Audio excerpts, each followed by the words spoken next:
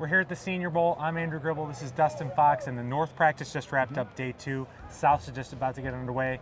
Another day focused on the quarterbacks, though, with the North, and as we were talking about before, an up and down day for Josh Allen and Baker Mayfield. Really, I thought all the quarterbacks had a rough day this afternoon. I mean, you go back to yesterday, there were some inconsistencies with the accuracy with all the quarterbacks, but then today, I think you would expect the guys to come back out here and be a little bit more calm and collected, having the opportunity to meet with the coaches last night, get a feel for what it's like, what the practices are like out there, and it just wasn't the case. I thought all the quarterbacks, not one of them you could say, wow, that was the quarterback that stood out the most, and that was what was a little bit disappointing, I thought. To me, both those quarterbacks, Baker Mayfield and Josh Allen, they're doing the things that you saw in college, and that whether or not that's a good or bad thing is up for the team to decide. With Josh Allen, you're seeing these amazing throws that he makes. The 30-yard touchdown pass I saw to Michael Gallup from Colorado State, one of the best throws I saw all day, but then he's airmailing some throws, just sailing his receivers, throwing interceptions.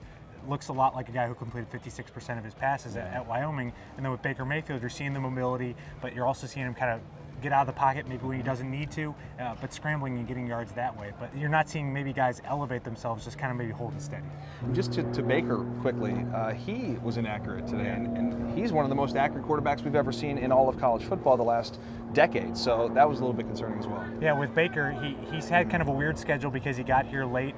He said after today's practice that he would meet with the Browns at some point tonight. The Browns have said they're going to meet with all these quarterbacks, so it checks another box off the list. And it's unclear if he's going to play in the game Saturday. Now, in your opinion, does that matter, or for a guy that's played a lot of games, it's just something that teams will worry about? Look, I bet you that every coach here would rather there not even be a game, because all the evaluations done during the week, most people leave anyway. I mean, if you're thinking about drafting one of these quarterbacks, do you really want him to go out there and play another college football game that means nothing? So I don't think it's a big deal at all that he's going to go home. I'd imagine some of this has to do with his mother that he tweeted about having some sort of an emergency before he got down here. I know this is a time we pick out some random players that have stood out. A guy that I like that is kind of an off-the-radar name, but Will Hernandez is a guard out of UTEP. A big, saw him too. Big, mean-looking guy that it sounds like he might now be a potential first-round pick. And when it comes to the Browns, pretty set at guard, but John Dorsey's looking for best player available. And when you start thinking about 33 and 35, if that guy's around and he impressed you so much at the Senior Bowl, it wouldn't be the craziest thing to go after a guy like that. How about Deshaun Hamilton, the wide receiver from Penn State, who's really, I think, impressing some people here today, running excellent, crisp routes and catching everything. Day 2 is nearly in the books. One more day of practices, the game on Saturday. ClevelandBrowns.com will have you covered all the way till the end of the week.